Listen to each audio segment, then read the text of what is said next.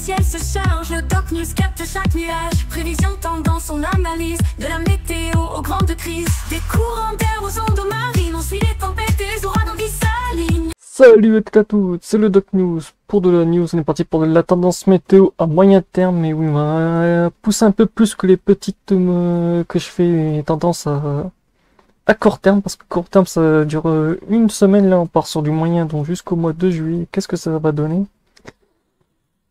Bah, ça va donner que ça va piquer un peu. Un petit point rapide sur les tendances météo à moyen terme avec les anomalies prévues par le modèle NAEFS jusqu'au 3 juillet. On va parler de température, précipitations et observations sur les grandes lignes de ce qui nous attend. Carte d'anomalie de température. Et oui, comme vous l'avez vu, là je l'ai mis sur le mode global Europe. Les températures en... Le modèle NAEF qui regroupe des données nord-américaines du modèle EFCS et du EMC.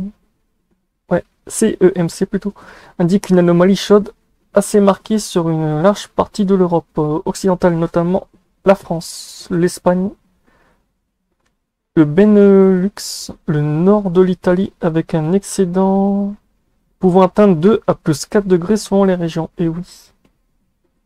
Et oui, oui. Ça fait un peu beaucoup. Ça fait beaucoup même.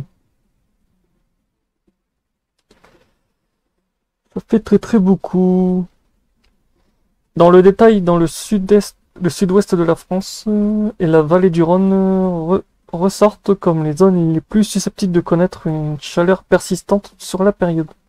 En revanche, une zone plus tempérée pourrait persister sur l'extrême nord et nord-est de l'Europe sous influence d'un flux anticyclonique ou polaire.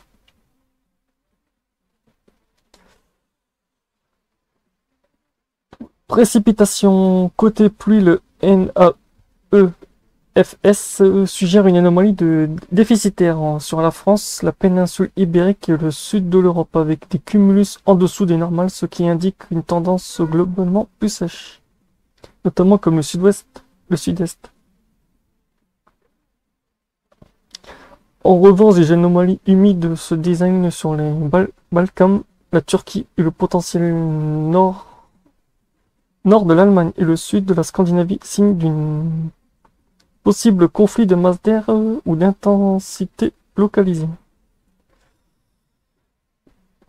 Avec la chaleur en surface, les contrastes thermiques en altitude, l'instabilité orageuse pourrait aussi faire son retour dans certaines régions, notamment en fin de mois, surtout dans les zones de transition entre l'air chaud et l'air plus frais. Pour vous dire, il y aura de quoi faire.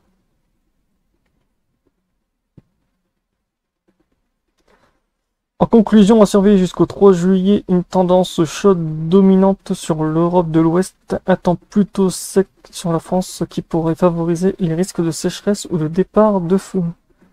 Quelques incertitudes à l'Est et à l'Ouest de l'Europe où le flux reste plus perturbé.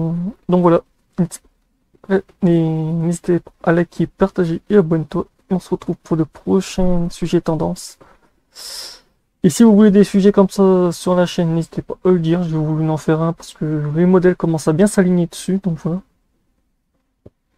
On se retrouve pour de prochains sujets sur tendance à moyen terme, tendance à long terme, quand ça touche plus de 3 mois.